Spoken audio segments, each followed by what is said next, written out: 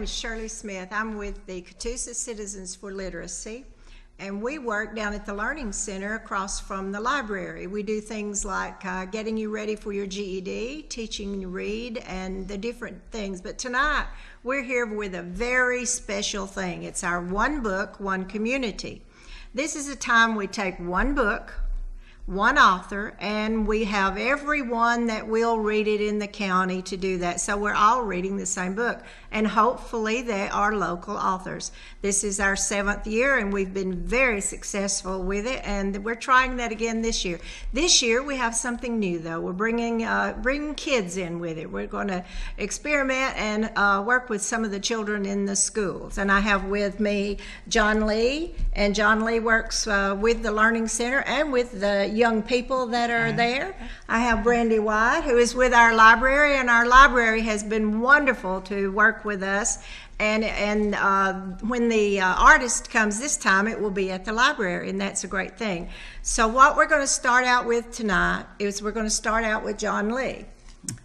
And I'm sorry, we're not going to start out with John Lee, are we? Well, we could start with Brandy. Ladies first, usually. All right, ladies first. All right, it's live is always good. Brandy's with the library, so you tell us about our author. Yes, I've had the pleasure of meeting Keith, actually on a number of occasions.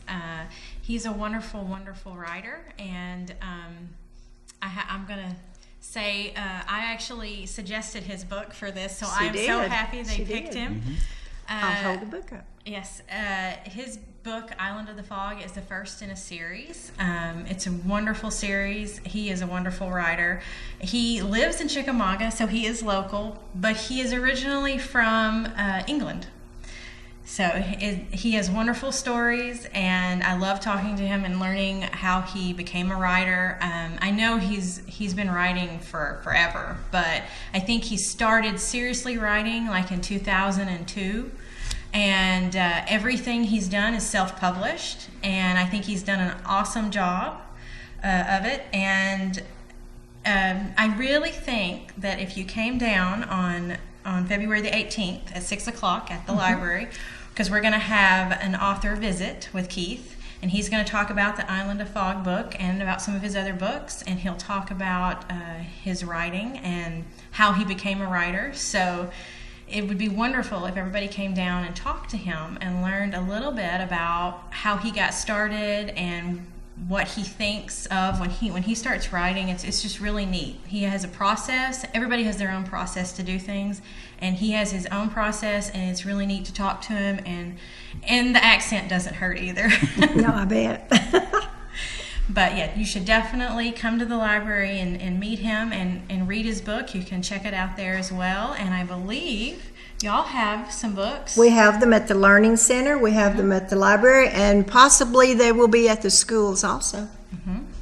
There's one thing that I would like to say. When we were looking, when we were trying to find a book, and Brandy told us about it, we gave it to all ages, from the seniors all the way to my grandson who's 15 and some of the young people that you'll see tonight. It has been very successful. It's a fantasy, isn't it, Brandy? Mm-hmm. It's a fantasy. And John Lee, tell us a little more about the story and what we've got coming up. Okay. It's a fascinating fantasy. It's one of those that will grab you early on in the book and keep your interest all the way through. It's about these young people who are about middle school age at this point when the book starts off, and they're starting to go through some changes. And it works with those. And I don't want to give away too much. It's not puberty. No, it's not puberty. We're not talking about puberty. But we are talking about they have this, because it is a fantasy, they're starting to go through and find out that they have these special gifts. Uh-huh. And they haven't quite told their parents yet. And they're living on this island, which is pretty isolated. And then some mysterious things start to happen. And it's just fun. It's a great adventure that they can take you on.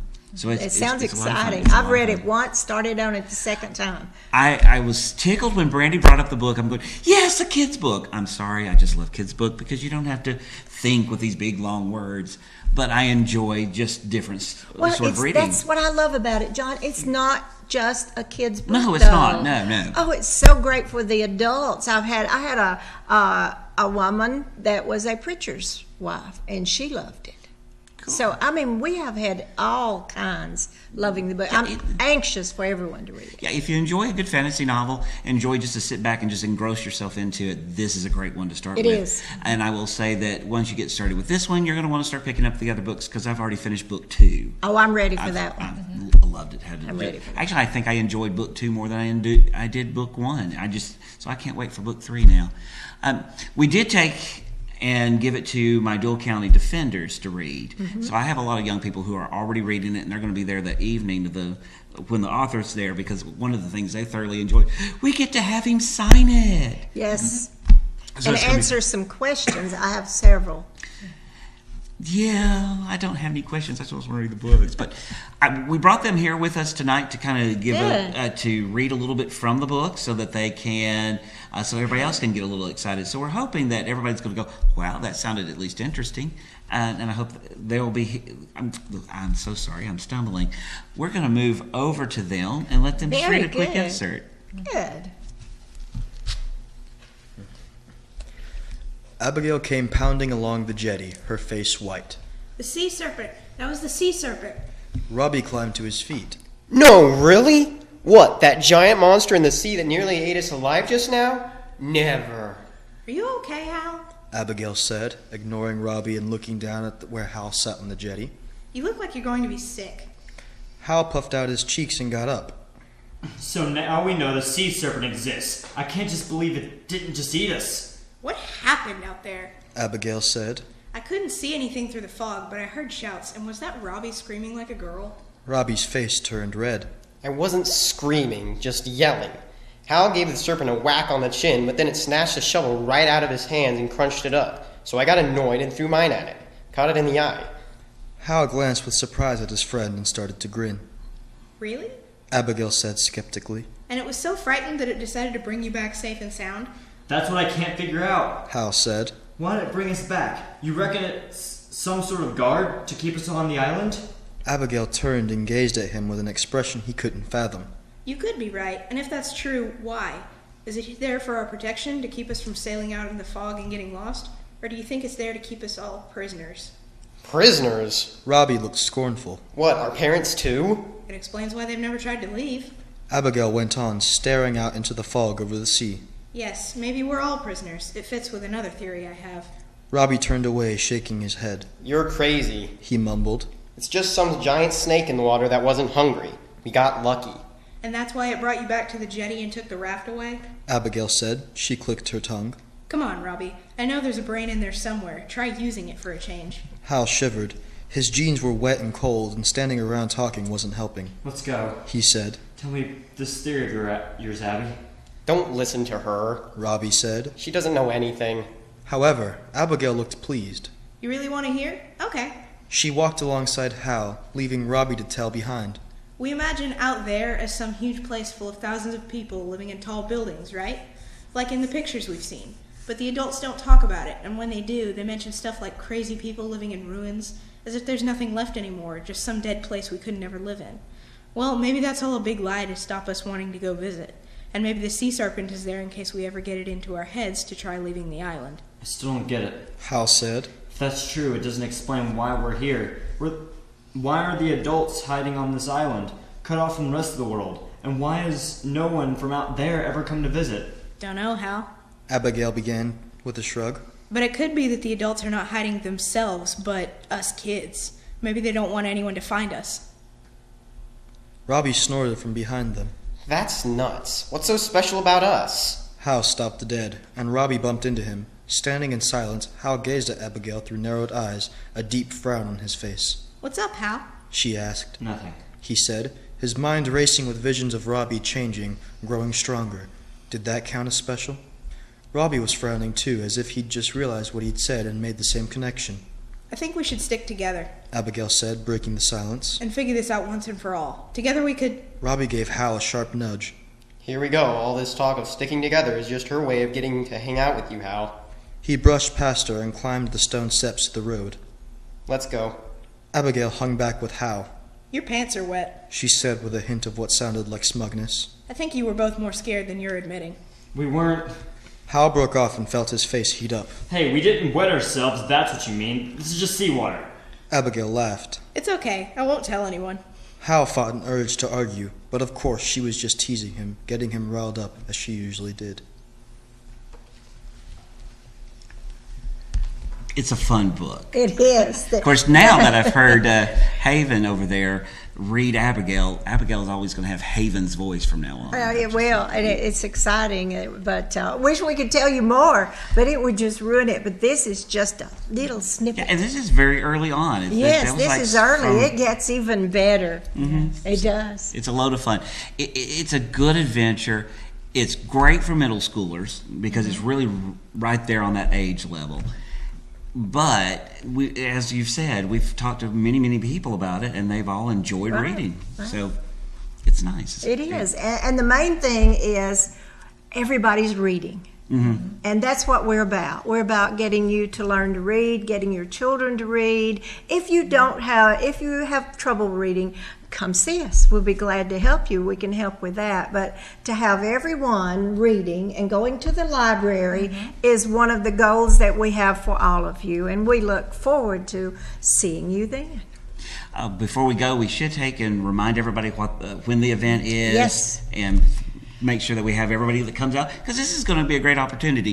If you get a chance, you get the book ahead of time, or even if you get the book there the night of, you get the author to sign it. And that's really kind of neat, because we've done this for 7 years now.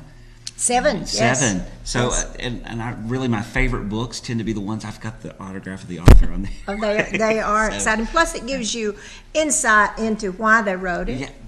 Or if you are a budding artist yourself, an author, that will give you some idea of doing it. And remember, you can check the books out at the library.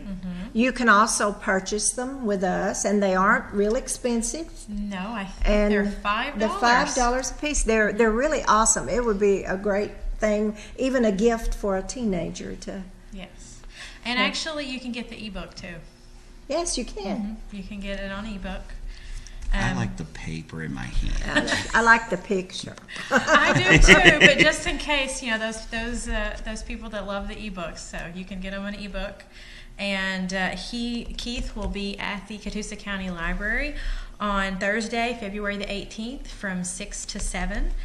So he'll do a discussion, a book signing, we'll have refreshments, and of course the Dole County Defenders will come and do a reading. We're going to do actually a different a reading from what we did tonight. We're actually, since there's 8 of the there's 8 kids in the book, we're going to actually have 8 students there that night. Oh, so, that so we're going to is expand it something. just a little bit and do one of the bigger ones. That sounds so exciting. And I've got to get you to plug that book trailer. Miss Brandy did a book trailer, and I want you to tell our audience how they can see it, because it's wonderful.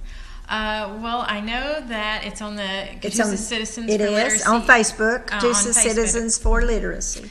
And I will be putting it on the library's Facebook as well. And actually, the library has a YouTube channel, and it's on the YouTube channel. It's made public, so anybody could search it and see She it. did a beautiful job. You'll enjoy it. Thank you. Well, it was a fun book. It was fun to do. It was. It's been fun all around. It has been fun. It's been really great to, since I've read it, plus letting my students read it, and they've been telling me about it and the discussions back and forth. It's been nice. So it's a great way if you're wanting to get involved and actually discuss this with your own students that's an or your awesome own kids. idea. So it allows for, both of you are interested in the same thing. Yes. It kind of builds bridges that way. Yes, it does. It does. It does. Well, thank you. This sounds very exciting. I can't wait. I hope you'll all be with us. And so we will thank you for giving us a few minutes of your time, and look forward to seeing you February 18th.